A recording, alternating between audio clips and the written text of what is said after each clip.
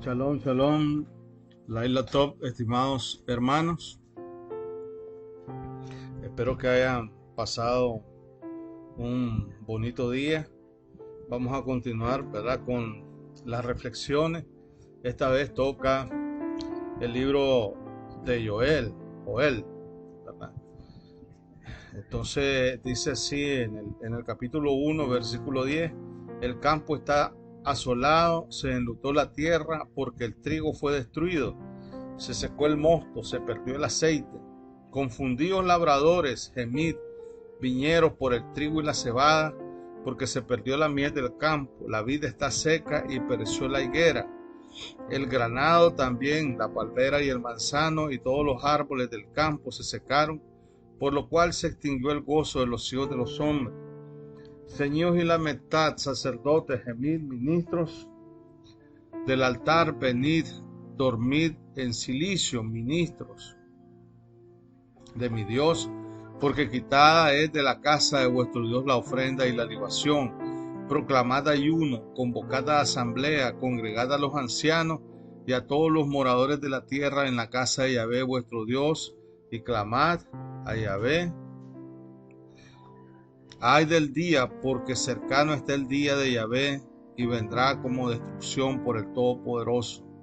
No fue arrebatado del alimento de delante de nuestros ojos, la alegría y el placer de la casa de nuestro Dios. El grano se pudrió debajo de los terrones, los graneros fueron asolados, los alfolíes destruidos, porque se secó el trigo. Cómo gimieron las bestias, cuán turbados anduvieron los hatos de los bueyes, porque no tuvieron pastos. También fueron asolados los rebaños de las ovejas. Es interesante, hermano, este libro, ¿verdad?, de Joel, porque es un libro profético, ¿verdad? Es un libro profético que habla de el tiempo venidero, acontecimientos que le iban a ocurrir tanto al pueblo de Israel en aquel entonces, a la nación de Israel, como acontecimientos futuros, ¿verdad? Acontecimientos futuros que solamente pues a las generaciones nuestras de esta época estaban relacionadas, ¿verdad? Y es interesante, ¿verdad?, porque como esta profecía se enlaza con el Apocalipsis cuando habla de las copas de la ira y los cuatro jinetes del Apocalipsis. Pero ¿quién era este profeta, ¿verdad? Es uno de los profetas menores. Joel en hebreo significa Joel, ¿verdad? Yahvé es Dios. Es un personaje, ¿verdad?, del Tanaj, ¿verdad?, judío, ¿verdad? Fue el segundo profeta de 12 profetas menores, así se les cataloga, menores por la cantidad de información que ellos vierten en sus libros, seguido por Abdías. Al parecer este profeta, ¿verdad?, está relacionado con el reino de Judá, ¿verdad?, después de las ruinas de Israel y el transporte o sea, la diáspora judía del reino del norte hacia Siria, ¿verdad?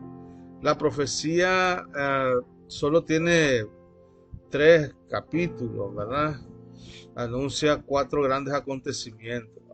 Los eruditos concuerdan, ¿verdad?, en que este libro de Joel,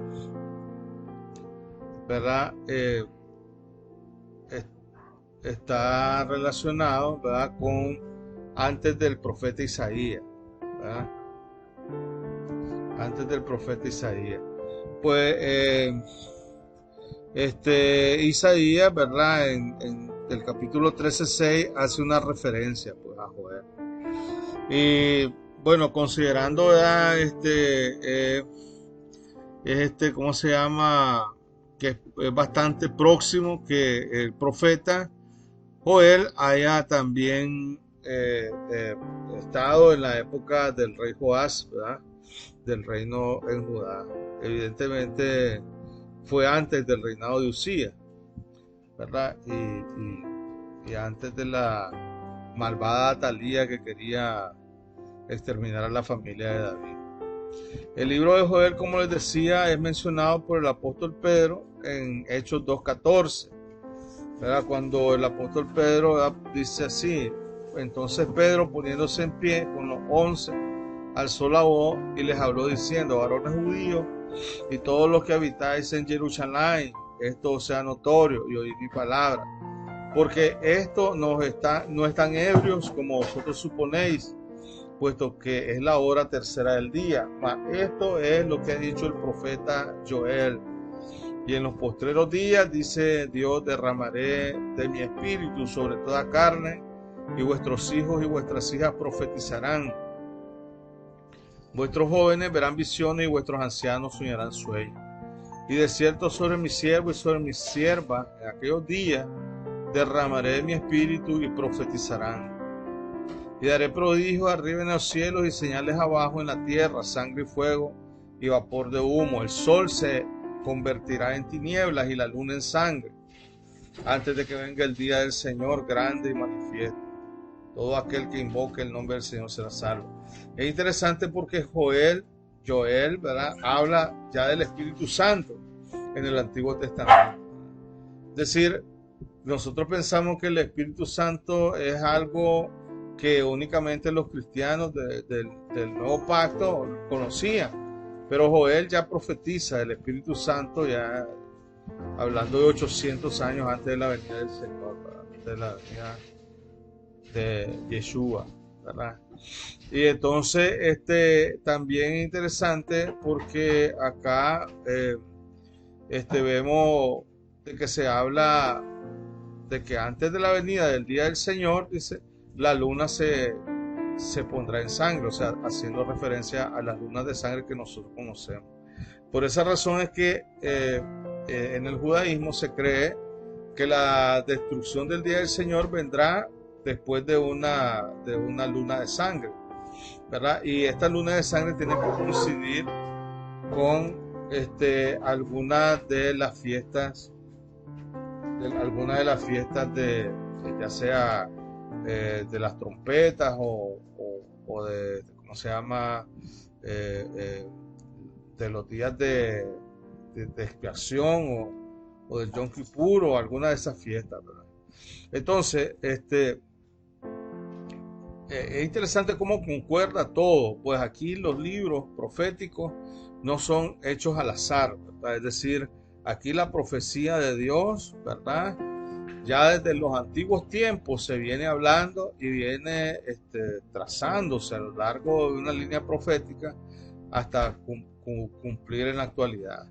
Y lo interesante de la profecía de Joel es que habla de cómo la escasez del trigo y de la harina y del aceite iba a ocurrir. Que recordemos de que el aceite en aquel entonces era el combustible que se usaba pues en los hogares, ¿verdad? Y podríamos hacer la analogía tanto el trigo y la miel y el mosto con la escasez que se está viviendo ahorita con la harina de trigo, el trigo y el combustible, ¿verdad?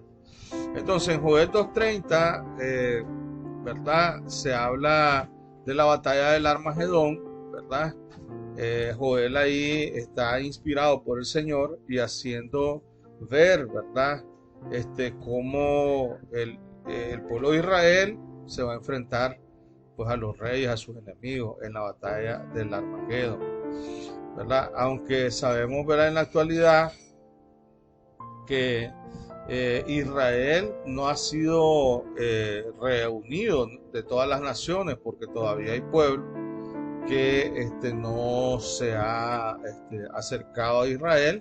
Entonces está ahorita en ese proceso, pero ya se está cerrando prácticamente, ¿verdad?, las aliadas, que son procesos a través de los cuales se llevan judíos de todas las naciones, pues ya prácticamente se están cerrando. Y ahorita lo que hace el judaísmo pues es la predicación que el cristianismo ha hecho, ¿verdad? Entonces hay una convergencia que viene entre el judaísmo y el cristianismo. Esa convergencia va a culminar con la segunda venida del Señor, que es cuando la venda es caída de los ojos del pueblo de Israel que aún no acepta a Yeshua, porque hay un pueblo de Israel que sí lo acepta, ¿verdad? Entonces, dice la palabra del Señor en Filipenses 2:9, ellos reconocerán a Yeshua como Señor, ¿verdad? Y dice Isaías 25:9, y se dirá en aquel día, he aquí, este es nuestro Dios, le hemos esperado y nos salvará. Este es Yahvé, a quien hemos esperado, nos gozaremos y nos alegraremos en su salvación. Haciendo referencia, ¿verdad?, a la segunda venida del santo Yeshua HaMashiach, cuando el pueblo de Israel se dé cuenta, pues, de quién era. Cuando Yeshua habla con sus discípulos, ¿verdad?, antes de su ascensión a los cielos, ¿verdad?, ellos le preguntan si él restauraría el reino de Israel desde el punto de vista físico. Y entonces el Señor contesta, no os toca a vosotros saber los tiempos o las sazones que Adonai ha puesto en una sola potestad.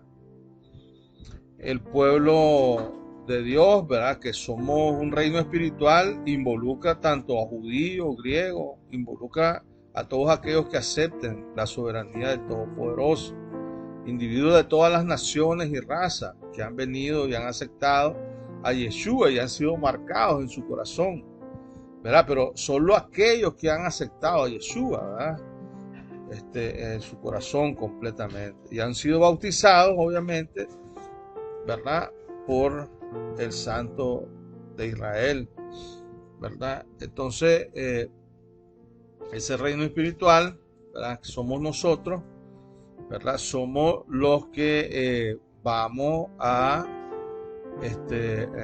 hablar, ¿verdad?, con el pueblo de Israel como nación, ¿verdad?, ya como nación política. Y ellos, como dice Romanos 11:25, aceptarán a Dios en Yeshua, ¿verdad? Cuando ellos acepten a Yeshua, serán sellados también en espíritu, ¿verdad?, junto como hemos sido sellados nosotros, como lo reafirma Corintios 1:21. Entonces, la tierra, a partir de ahí, se llenará el conocimiento de la gloria del Señor, como las aguas cubren la mar, como dice Habacuc 2:14. Y el profeta Isaías también nos da una pincelada de ese reinado, del reinado al que vamos a ascender, al que vamos a trascender, el mundo venidero, cuando el Eterno quite la maldición de la tierra. Y ahí nosotros vamos a ver la naturaleza en su conjunto, como era al principio, ¿verdad?, en el Edén, en el Gan Eden. En el Tanakh tenemos palabras, ¿verdad?, registradas de 55 profetas, algunos solo con una frase. En la historia judía se nos habla de que hay más profetas cuyas palabras no están registradas en el texto bíblico escrito, ¿verdad? Y los sabios dicen de que solo se escribió la profecía que se necesitaba para las generaciones futuras. Joel habla de un tiempo, ¿verdad?, de desastre, tiempo de langosta, tiempo de hambre, que también el Apocalipsis lo habla, ¿verdad?, con el Apocalipsis del apóstol Juan. Describen un tiempo de desastre para toda la tierra, ¿verdad? Y hay dolor, luto, que está experimentando todos los estratos de la sociedad ante el hambre, ¿verdad? Pero no solo el hambre, ¿verdad?, es el único protagonista de estas calamidades, ¿verdad? Nosotros vemos que con el hambre hay una inflación desesperante, ¿verdad? Hay un desempleo en todas las sociedades, en todas partes del mundo. Una pandemia que nos ha golpeado por 2 años y que, según expertos, continuará golpeándonos con nuevas mutaciones del virus SARS-CoV-19, que ahora probablemente se llamará COVID-23. Ese es el rumor que anda, ¿verdad? Entonces, nuestras naciones han sufrido, nuestras sociedades están sufridas ante la incapacidad de dar respuesta a los problemas, tanto financieros, tanto problemas de abastecimiento alimenticio, problemas laborales. Hay una impotencia a nivel general, ¿verdad? Uno por producto del virus, pero también producto de la guerra que hay en estos momentos en Ucrania, que ya tiene un año, una guerra que ha sido una guerra bastante tremenda, ¿verdad? Que nos está afectando y nos va a seguir afectando, ¿verdad? Europa en estos momentos está siendo golpeada por esta guerra, por la escasez de combustible y de gas, y ellos se enfrentan ahorita a un invierno terrible. Gracias a Dios en Latinoamérica nosotros no tenemos tanto ese problema, ¿verdad? El problema de que necesitamos gas para calor. Aquí lo que hace más es calor. Pero las sequías van a seguir, ¿verdad?, avanzando en el mundo, producto también de la destrucción que el hombre ha hecho de la naturaleza, y las pandemias pues van a seguir avanzando. El Señor nos habla en Joel una llave para salir de todas estas cosas y dice: cíñanse de cilicio y lamentense sacerdotes, giman ministros del altar, vengan, pasen la noche ceñidos de cilicio, ministros de mi Dios, promulguen ayuno, convoquen asamblea, congreguen a los ancianos y a todos los habitantes de la tierra en la casa del Señor su Dios y clamen al Señor. Ya nosotros en este grupo del aposento alto hemos recibido las ordenanzas del Señor, ¿verdad?, de hacer ayuno, las ordenanzas del Señor de mantenernos firmes, ¿verdad?, en su palabra, en obediencia. Y hemos recibido las ordenanzas del Señor para cumplir algunos preceptos. Algunos los estamos haciendo, otros pues han hecho oídos sordos a ellos. Pero bueno, también aquí la palabra del Señor es clara. Y también dice el Señor: aún ahora, declara el Señor, vuélvanse a mí de todo corazón, con ayuno, llanto y lamento. Rasguen su corazón y no sus vestidos. Y esto es interesante porque pareciera como que Dios nos está viendo. Aunque esta palabra Joel la escribió hace más de 2800 años, pareciera que es para nosotros, ¿verdad? Porque el Señor habla de un pueblo que no se ha rasgado el corazón, sino que solo se rasgan los vestidos.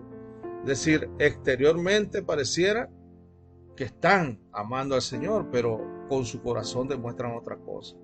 Vuelvan ahora, dice el Señor, porque Él es compasivo y clemente, lento para la ira, abundante en misericordia, y se arrepiente de infligir el mal. Quién sabe si considere y se apiade y deje tras de sí bendición, es decir, ofrenda de cereal y libación para el Señor su Dios. Joel 2, 12, 14. Entonces aquí es un llamado claro para nosotros. Una de las escrituras también más citadas y conocidas por el pueblo de Dios es 2 de Crónicas 7:13. Aquí nosotros vemos cómo Dios también nos habla de los momentos de dificultad y cómo salir de esos momentos de tribulación. Cuando dice: cuando cierren los cielos, cuando se cierren los cielos y no haya lluvia, o sea, cuando todo esté cerrado para tu vida, ¿verdad? O mande langosta para devorar la tierra, o envíe pestilencia a mi pueblo. Fíjense que está hablando de todas las cosas que nos están ocurriendo.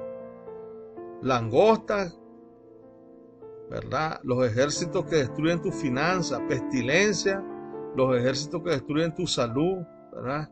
Si se humillare mi pueblo sobre el cual mi nombre es invocado, y oraren y buscaren mi rostro, y se convirtieren de sus malos caminos, entonces oiré desde los cielos, y perdonaré sus pecados, y sanaré su tierra. Bendito sea el nombre del Señor, que además de la prueba y además de la profecía nos dice cómo salir de ella. Entonces el Señor dice: tendrá celo por su tierra y se compadecerá de su pueblo, responderá Yahvé y dirá a su pueblo: he aquí, yo os envío grano, mosto y aceite, y seréis saciados de ellos. Ya no te pondré en oprobio entre las naciones. El pueblo de Dios va a recibir recompensas si se mantiene fiel y en obediencia a la palabra del Señor. Ya Dios nos dijo desde hace un año que oráramos sobre los granos. Tuvimos un mandato a través del cual hicimos, ¿verdad?, un acto profético sobre arroz, maíz, todos los granos pues que una casa tiene, y hemos estado firmes orando sobre esos granos. Yo pienso que ustedes han estado orando sobre esos granos, ¿verdad? Igual que nosotros oramos sobre esos granos para que el Señor nos envíe, ¿verdad?, como dice su palabra, el grano, el mosto y el aceite. Y ya no tendremos padecimiento, porque lo que viene, hermano, sinceramente, sin ánimo de ser profeta de la fatalidad, es terrible. Esto apenas está comenzando, la crisis financiera se va a agudizar. Y dice la palabra del Señor: y en aquellos días destilará mosto los montes. Si en algún momento después de esta tribulación, ¿verdad?, los que perseveren hasta el fin serán salvos. Pero no solamente salvos, sino que también seremos saciados de todas nuestras necesidades, como dice su palabra. La naturaleza se va a transformar y todo va a volver a ser como al principio, ¿verdad? Y de la fuente de la vida nuevamente será el Señor, y de esa fuente de vida va a brotar del valle de Sitín, de la casa de Yahvé, dice la palabra del Señor. De ahí va a brotar la fuente de vida, ¿verdad? Ezequiel y Zacarías también lo hablan. Entonces, hermano, las aguas irán de oriente a occidente. Las aguas, ¿verdad?, se refiere a la vida que Dios da a su mundo, ¿verdad? Los enemigos espirituales, todos van a ser anulados, echados al averno, en prisiones de oscuridad, y nunca más van a salir a hacer tentación contra el pueblo del Señor, ni a hacernos sufrir, ¿verdad?, por los ataques que ellos nos causan, ¿verdad? La ira divina vendrá, porque Dios es un Dios de justicia y castiga al culpable que no se arrepiente, y salva al inocente y a aquel que se vuelve de sus malos caminos. Amados hermanos, que esta palabra sea de edificación para todos nosotros. Pasen una buena noche, y que la bendición del Santo de Israel esté sobre todo su pueblo, y nos guarde y nos proteja de la ira venidera, y que todos podamos estar en su santo redil desde ahora y para siempre. Amén. Un saludo desde el aposento alto.